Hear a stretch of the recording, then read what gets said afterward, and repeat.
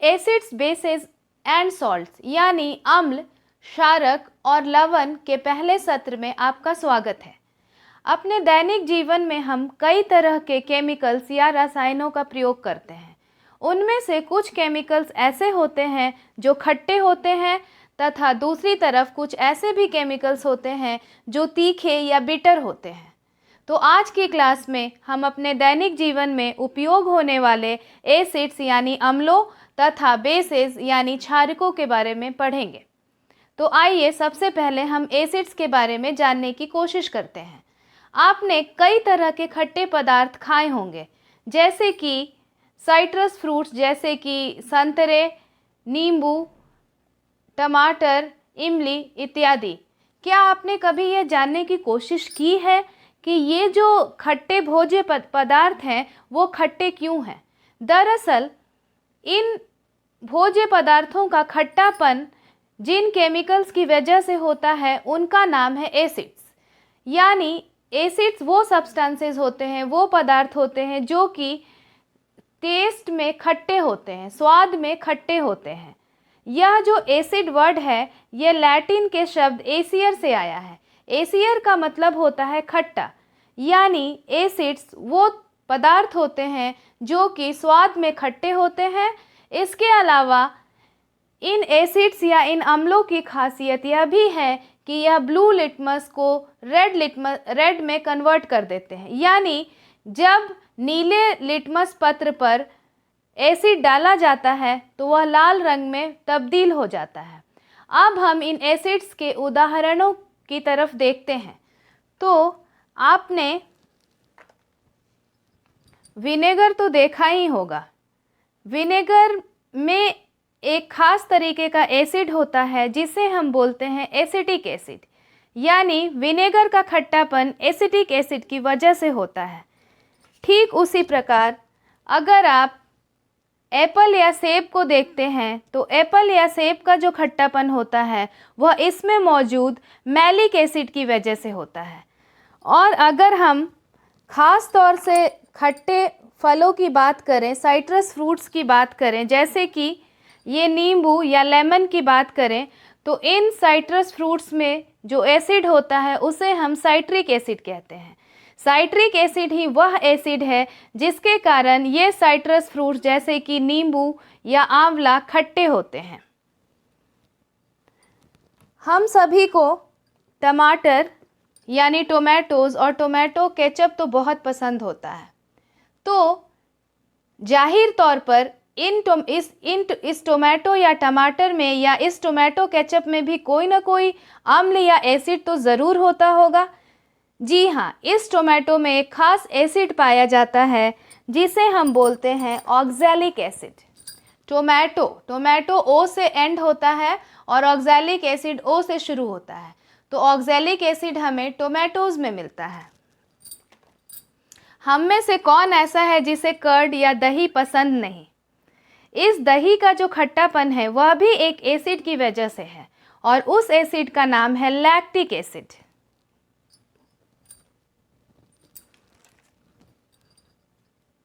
इमली का खट्टापन किसे पसंद नहीं? और इस इमली में भी एक एसिड होता है जिसे हम बोलते हैं टार्टरिक एसिड। इमली के अलावा टार्टरिक एसिड कच्चे आमों और अंगूरों यानी ग्रेप्स में भी पाया जाता है। इसका मतलब है कि टार्टरिक एसिड टैमरिंड यानी इमली, ग्रेप्स यानी अंगूर और कच्चे आमों में पाया जाता है।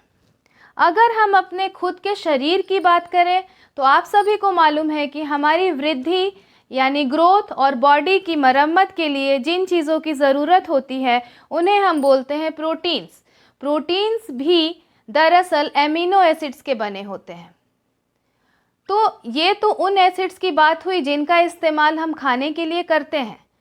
और इसके अलावा भी कुछ ऐसे एसिड्स होते हैं जिन्हें लेबोरेटरीज या प्रयोगशालाओं में बनाया जाता है कुछ मिनरल्स की सहायता से, जैसे कि हाइड्रोक्लोरिक एसिड, सल्फ्यूरिक एसिड या नाइट्रिक एसिड। इन हाइड्रोक्लोरिक एसिड, सल्फ्यूरिक एसिड और नाइट्रिक एसिड्स को मिनरल एसिड्स बोलते हैं या सिंथेटिक एसिड्स या कृत्रिम अम्ल भी बोलते हैं। आप सभी को पता है कि हाइड्रोक्लोरिक एसिड हमारे आमाशय या स्टमक में भी बनता है, जो कि हमारे शरीर में प्रवेश किए हुए जीवाणुओं को खत्म करता है और साथ ही प्रोटीन के पाचन में भी मदद करता है। अगर हम सल्फ्यूरिक एसिड की बात करें तो इसे किंग ऑफ केमिकल्स या रसायनों का राजा कहते हैं। सल्फ्यूरिक एसिड और नाइट्रिक एसिड का इस्तेमाल फर्टिलाइजर्स या खाद बनाने में होता है। आपको पता होगा कि सल्फ्यूरिक एसिड का इस्तेमाल कार की बैटरी में भी होता है और नाइट्रिक एसिड का इस्तेमाल विस्फोटक यानी एक्सप्लोसिव्स तथा खाद यानी फर्टिलाइजर्स बनाने में होता है। तो ये रही एक हमारे दैनिक जीवन में उपयोग होने वाले एसिड्स की बात। और हाँ, कभी कभी आपके साथ भी ऐसा हुआ हो कि आपको किसी चींटी ने काट लिया हो। उस चींटी के बाइट में, उस चींटी के दंश में भी एक एसिड होता है जिसे हम बोलते हैं फॉर्मिक एसिड, और इसे ख़त्म करने के लिए हम बेस का इस्तेमाल करते हैं। जैसे कि अगर हमें किसी चींटी ने काटा है तो उसके ऊपर हम कोई बेस यानी बेकिंग पाउडर या टूथपेस्ट भी लगा सकते हैं। तो आइए अब हम बेसिस पे आते हैं। तो हमने देखा कि कुछ ऐसे पदार्थ हैं जो कि स्वाद में खट्टे होते हैं, पर क्या सभी पदार्थ खट्टे होते हैं? बिल्कुल नहीं। कुछ ऐसे पदार्थ भी होते हैं, कुछ ऐसे खाद्य पदार्थ भी होते हैं जो कि तीखे होते हैं। तो वो खाद्य पदार्थ तीखे इसलिए होते हैं कि क्योंकि उनमें बेसेस या क्षारक उपस्थित होते हैं। तो बेसेस या क्षारक उन्हें कहते हैं जो कि स्वाद में बिटर यानी तीखे होते हैं। और अगर आप, जैसे कि एक बेस होता है बेकिंग पाउडर, अगर आप बेकिंग पाउडर में पानी डालें और उसे अपनी उंगलियों के बीच में रखें तो आपको एक फिसलन का एहसास होगा। तो बेसेस यानी क्षारक वो पदार्थ होते हैं जो कि स्वाद में बिटर यानी तीखे होते हैं और छूने में स्लिपरी होते हैं यानी वो फिसलते हैं। और बेसेस बाद में हम जानेंगे और उसके लिए हम एक्टिविटीज़ भी करेंगे कि बेसेस जो होते हैं वो लाल लिटमस को नीले रंग में तब्दील कर देते हैं और बेसेस का असर ब्लू लिटमस पर नहीं होता। यानी यदि हम लाल लिटमस पर बेस को डालें तो वह लाल लिटमस नीले लिटमस में तब्दील हो जाता है, पर यदि हम इन बेसेस को ब्लू लिटमस पर डालें तो ब्लू लिटमस पर इनका कोई भी असर नहीं होता। तो आइए हम जानने की कोशिश करते हैं कि वो कौन सी चीज़ें हैं जिनमें ये बेस उपस्थित होते हैं। तो सबसे पहले, अगर आप अपने दिन की शुरुआत करते हैं तो शुरुआत में ही आप अपने दांतों को टूथपेस्ट से धोते हैं। ये टूथपेस्ट बेसिक होते हैं, इनमें मौजूद होता है बेस जैसे कि सोडियम फ्लोराइड। और आपको तो मैं पहले ही बता चुकी हूँ कि यह क्यों ज़रूरी है कि हमारा जो टूथपेस्ट है वो बेसिक हो। ऐसा इसलिए है क्योंकि जब हम भोजन करते हैं तो जो भोजन हमारे दांतों में बचा रह जाता है उस पर कुछ बैक्टीरिया ग्रो करने लगते हैं जो कि एसिड प्रोड्यूस करते हैं। यह एसिड हमारे दांतों में मौजूद जो इनेमल है, जो कि हमारे शरीर का सबसे मजबूत पदार्थ है, जो कि बेसिक होता है, उसे भी कोरोड करना यानी क्षरण करना शुरू कर देते हैं। इसका मतलब है जो एसिड बैक्टीरिया से प्रोड्यूस होता है उसे न्यूट्रलाइज करने के लिए हमारे टूथपेस्ट को बेसिक होना पड़ता है। टूथपेस्ट का बेसिक होना बैक्टीरिया के द्वारा पैदा किए एसिड्स को ख़त्म करता है। तो जब हम अपने दिन की शुरुआत टूथपेस्ट से करते हैं तो दरअसल हम एक बेस यानी क्षारक का ही इस्तेमाल करते हैं। अगर आपने कोई केक खाया है तो उस केक में एक पदार्थ का इस्तेमाल ज़रूर होता है जिसे बेकिंग सोडा या बेकिंग पाउडर कहते हैं। यह बेकिंग पाउडर या बेकिंग सोडा भी एक तरीके का बेसिक सब्सटेंस है। अगर आप इसे अपने मुंह में डालकर इसका स्वाद चखने की कोशिश करेंगे तो आपको पता चल जाएगा कि इसका स्वाद भी बिटर यानी तीखा है। अब हम दूसरे उदाहरण देखते हैं बेसिस के। इस साबुन से, कपड़े धोने के साबुन या नहाने के साबुन से कौन परिचित नहीं है। और यदि हमें अपने बालों को धोना है फिर तो हमें यह शैम्पू का इस्तेमाल करना ही पड़ेगा। तो सोडियम हाइड्रोक्साइड या सोडियम या पोटेशियम हाइड्रोक्साइड हमारे डिटर्जेंट्स या साबुनों में उपस्थित होता है। अगर हम लाइम वाटर या कैल्शियम हाइड्रोक्साइड की बात करें तो वह भी एक बेस होता है। कैल्शियम हाइड्रोक्साइड का इस्तेमाल चूने के रूप में घरों की रंगाई पुताई में होता है। कैल्शियम हाइड्रोक्साइड का इस्तेमाल ब्लीचिंग पाउडर या सीमेंट बनाने में भी होता है।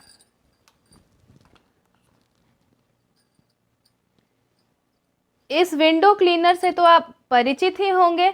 जी हाँ, यह भी एक बेस है और इस विंडो क्लीनर या ग्लास क्लीनर में जो बेस मौजूद होता है उसे हम बोलते हैं अमोनियम हाइड्रोक्साइड। इसलिए अमोनियम हाइड्रोक्साइड एक ऐसा बेस है जो कि विंडो क्लीनर में उपस्थित होता है। तो इस तरीके से हम देखते हैं कि हम जो भी, और हाँ, ड्रेनेक्स को तो मैं भूल ही गई। नालियों को साफ करने में, उसमें मौजूद गंदगी को डिसॉल्व करने में जिस चीज़ का इस्तेमाल होता है उसे हम बोलते हैं ड्रेनेक्स। इस ड्रेनेक्स में भी एक काफ़ी मजबूत बेस होता है जिसे हम बोलते हैं सोडियम हाइड्रोक्साइड। तो इस तरीके से हम देखते हैं कि इन बेसेस का जो उपयोग है वह मुख्य रूप से सफाई करने वाली चीज़ों में होता है। यानी आपके घर में जो भी चीज़ें, अधिकांश चीज़ें जो कि सफाई के लिए यूज़ होती हैं, जैसे कि साबुन या फिर डिटर्जेंट्स या फिर विंडो क्लीनर या फिर टॉयलेट क्लीनर, इन सभी में इन बेसेस का इस्तेमाल होता है। इसके अलावा इन बेसेस का उपयोग कुछ दवाइयों में भी होता है। अगर आपका पेट ज़्यादा मात्रा में एसिड प्रोड्यूस करता है और आप एसिडिटी के शिकार होते हैं और आपको जलन महसूस होती है, तो इस स्थिति में आपको एंटासिड लेने की ज़रूरत होती है। मैग्नीशियम हाइड्रोक्साइड भी या मिल्क ऑफ मैग्नीशिया भी एक ऐसा बेस है जो कि हमें एसिडिटी से राहत पहुंचाता है। तो सवाल यह उठता है कि क्या इन सभी एसिड्स और सभी बेसेस को हम छूकर या स्वाद लेकर पहचान सकते हैं कि क्या वह एसिड या बेस है? क्या यह संभव है कि हम इन स्ट्रॉन्ग एसिड जैसे कि hydrochloric acid, sulphuric acid, nitric acid या फिर इन स्ट्रॉन्ग बेसेस जैसे कि सोडियम हाइड्रोक्साइड या पोटेशियम हाइड्रोक्साइड को छू सके या उसका स्वाद ले सके? ऐसा बिल्कुल भी संभव नहीं है, क्योंकि ये जो स्ट्रॉन्ग एसिड्स हैं या ये जो स्ट्रॉन्ग बेसेस हैं ये काफ़ी कोरोसिव होते हैं। इसका मतलब है कि अगर यह गलती से हमारे स्किन या त्वचा पर गिर जाए तो यह हमारी त्वचा को जला भी सकता है। इसीलिए इन एसिड्स या इन बेसेस का इस्तेमाल हमें सावधानी से करना पड़ता है। तो यह हमारे लिए यह संभव नहीं है कि हम उनका स्वाद लेकर या उनको छूकर यह बता सकें कि वो एसिड्स हैं या बेसेस हैं। तो सवाल यह उठता है कि हम कैसे जानें कि कोई भी वस्तु एसिड है या बेस है। इसके लिए हमारी मदद करते हैं कुछ ऐसे केमिकल्स जिन्हें हम इंडिकेटर्स या सूचक बोलते हैं। तो क्या होते हैं वे इंडिकेटर्स या सूचक? इंडिकेटर्स या सूचक वो पदार्थ होते हैं जिनका उपयोग यह जानने के लिए किया जाता है कि दिया गया जो पदार्थ है वो एसिडिक या अम्लीय है या बेसिक या क्षारक है। तो आखिर हम कैसे जानते हैं, इसके लिए हम आगे के सेशंस में कुछ एक्टिविटीज़ भी करेंगे। तो इन सूचकों को दो भागों में बांटा गया है। एक तो नेचुरल इंडिकेटर्स यानी प्राकृतिक सूचक और दूसरा सिंथेटिक इंडिकेटर्स यानी कृत्रिम सूचक। तो नेचुरल इंडिकेटर्स वो इंडिकेटर्स होते हैं जो हमें नेचर में मिलते हैं, जैसे कि लिटमस। लिटमस एक पर्पल कलर का डाई होता है, बैगनी रंग का एक रंग होता है जो कि हमें लाइकेन से मिलता है। आपको याद होगा कि लाइकेन्स एल्गी और फंगस के बीच का एक सिम्बायोटिक रिलेशन होता है, जिसमें एल्गी और फंगस एक साथ रहते हैं और एक दूसरे की ज़रूरतों को पूरा करते हैं। तो लाइकेन से हमें एक पर्पल रंग का यानी कि बैंगनी रंग का एक रंग मिलता है और यह एक नेचुरल इंडिकेटर की तरह काम करता है। इसका मतलब यह हुआ कि अगर हम इस लिटमस का उपयोग करें तो ब्लू लिटमस रेड लिटमस में कन्वर्ट हो जाता है यदि उसे एसिड के साथ टेस्ट किया जाए, और रेड लिटमस ब्लू लिटमस में कन्वर्ट हो जाता है यदि उस लिटमस को बेसेस के साथ टेस्ट किया जाए। ठीक इसी तरीके से हल्दी का विलयन या टर्मरिक सोल्यूशन या फिर चाइना रोज सोल्यूशन जो कि एक फूल का एक्सट्रैक्ट होता है, या फिर बीट रूट सोल्यूशन, वो चुकंदर का एक विलियन हम बनाएंगे, या फिर रेड कैबेज का सोल्यूशन, ये सभी नेचुरल इंडिकेटर्स होते हैं। इसका मतलब है कि ये हमें नेचर से प्राप्त होते हैं और इनका रंग एसिड्स के प्रेजेंस में कुछ और बेसिस के प्रेजेंस में कुछ और होता है। नेचर में पाए जाने वाले इंडिकेटर्स के अलावा कुछ ऐसे इंडिकेटर्स भी होते हैं जिन्हें हम लेबोरेटरीज या प्रयोगशालाओं में बना सकते हैं। तो यदि हमसे 2 सिंथेटिक इंडिकेटर्स का नाम पूछा जाए तो हम आसानी से मेथिल ऑरेंज और फिनोल्फ्थेलिन सोल्यूशन का नाम बता सकते हैं। तो हम बस ये देख लेते हैं कि इन इंडिकेटर्स का जो प्रयोग होता है एसिड्स और बेसिस में कैसे होता है। तो मेथिल ऑरेंज एक नारंगी रंग का या ऑरेंज कलर का इंडिकेटर होता है और इसका रंग एसिडिक या अम्लीय विलयन में रेड या लाल हो जाता है तथा बेसिक विलयन या बेसिक सॉल्यूशन में पीला या येलो हो जाता है। और फिनोल्फ्थेलिन की अगर हम बात करें तो यह एक रंगहीन इंडिकेटर या सूचक होता है और जब हम इसे एक बेसिक सॉल्यूशन में डालते हैं तो इसका रंग पिंक या गुलाबी हो जाता है और जब हम इस फिनोल्फ्थेलिन को किसी एसिड में डालते हैं तो इसके रंग में कोई भी परिवर्तन नहीं आता। चाइना रोज सॉल्यूशन, अगर हम चाइना रोज सॉल्यूशन की बात करें तो यदि हम चाइना रोज के फूलों को, जिसे हम हिंदी में गुड़हुल भी बोलते हैं, तो गुड़हुल के फूलों को अगर हम उबाल लें तो हमें जो सॉल्यूशन मिलेगा वो चाइना रोज सॉल्यूशन होगा। यह जो चाइना रोज सॉल्यूशन है वो एसिडिक सॉल्यूशन के प्रेजेंस में पिंक या गुलाबी रंग का हो जाता है तथा बेसिक सॉल्यूशंस में हरे या ग्रीन रंग का हो जाता है। तो यह थी हमारे दैनिक उपयोग में काम आने वाले एसिड्स और बेसिस की बात। अब हम अगले सेशंस या सत्र में इनसे संबंधित एक्टिविटीज़ करेंगे और देखेंगे कि कैसे ये इंडिकेटर्स यह जानने में मदद करते हैं कि कोई भी दिया गया पदार्थ एसिड है या बेस है। धन्यवाद।